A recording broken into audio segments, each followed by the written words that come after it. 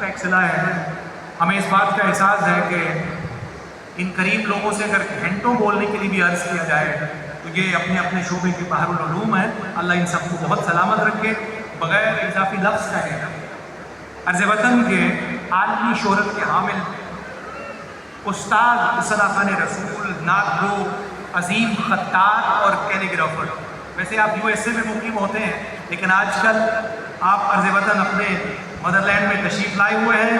میں بڑی محبت سے گزارش کر رہا ہوں جناب نور محمد جلال صاحب سے. جناب نور محمد جلال صاحب پرائڈ آف پرفارمنس ہے حکومت پاکستان کے. حضرت حفیظ طائب رحمۃ اللہ علیہ کے قدموں میں بیٹھ کر نعت لکھنے اور پڑھنے والی شخصیت جناب نور محمد جلال صاحب سے گزارش ہے تشریف لائیے.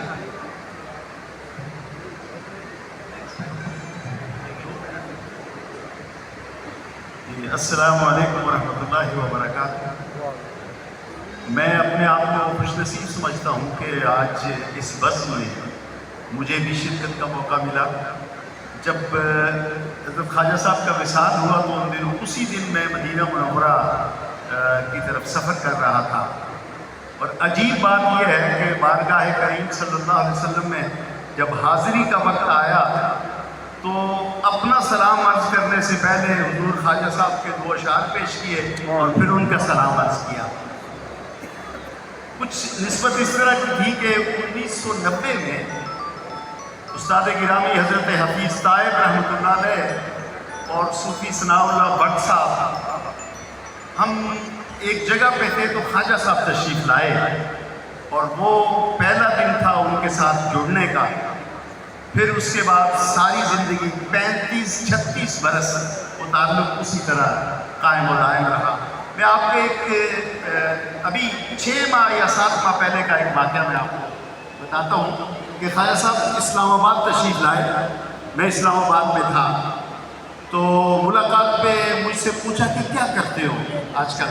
تو میں نے کہا جی میرے استاد ہیں بڑے نامور خطاط عالمی شہرت کے حامل استاد عبدالرشید بٹ صاحب.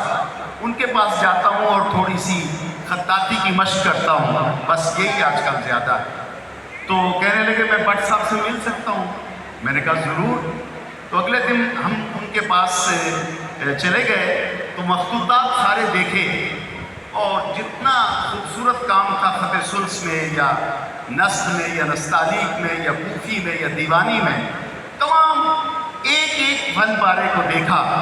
بٹ صاحب کا ہاتھ چوما اور میرے کان میں ایک بات کی. صاحب صاحب یہ بات کہنے کے لیے میں جسارت کر رہا ہوں یہاں پہ. مجھے فرمانے لگے صحیح گل کراں جے منو گے. میں نے کہا جی آپ حکم کریں، آپ بتائیں کیا. صحیح میری قبر کا کتبہ لکھوا دو بٹ صاحب کو. میں نے کہا کہ کیوں آپ کی قبر کا کتبہ بٹ صاحب؟ آپ الحمدللہ. کہنے لگے نہیں صحیح میں اپنی اکھی دیکھنا چاہنا قبر کا کتبہ کتنا خوبصورت لکھے. تو یہ بات میرے پاس امانت تھی اور وہ کتبے کا جو ان کی فرمائش تھی وہ بھی امانت ہے. میں نے آتے ہی استاد گرامی رشید بٹ صاحب سے بات کی اور انہوں نے کہا جی میری یہ سعادت ہے. تو میں یہ آخری وعدہ جو ان کے ساتھ کیا تھا انشاءاللہ العزیز اپنے جانے سے پہلے یہ میں پورا کروں گا. اور آخری بات کہ 1990 یا 92 کی بات ہے، مدینہ منورہ میں خواجہ صاحب کی حاضری تھی تو مجھے بلا بھیجا کہ آپ آئیں، آپ سے کوئی کام ہے. تو ہوتے نہیں تھے. میں شام کو حاضر ہوا تو ایک پیپر نکال کے مجھے کہا صحیح میں ایک نعت لکھ کے لایا ہوں اور میں چاہتا ہوں کہ یہ نعت آپ پڑھیں اور حضور کی بارگاہ میں. یہ وہی نعت تھی ذرے اس خاک کے تابندہ ستارے جس جگہ آپ نے نالین اتارے ہوں گے. اس کا پہلا پڑھنے والا میں تھا اور میرے پہلے سامنے حضور خواجہ صاحب تھے. یا گنبد خضرا کی وہ نادانائی تھی جو اس کھڑکی سے ہمیں نظر آتی تھی. وما علینا اللہ اکبر. نہایت قیمتی یادوں کا ذکر فرمایا جناب نور محمد جلال صاحب نے. اللہ آپ کو جزائے خیر سے نوازے.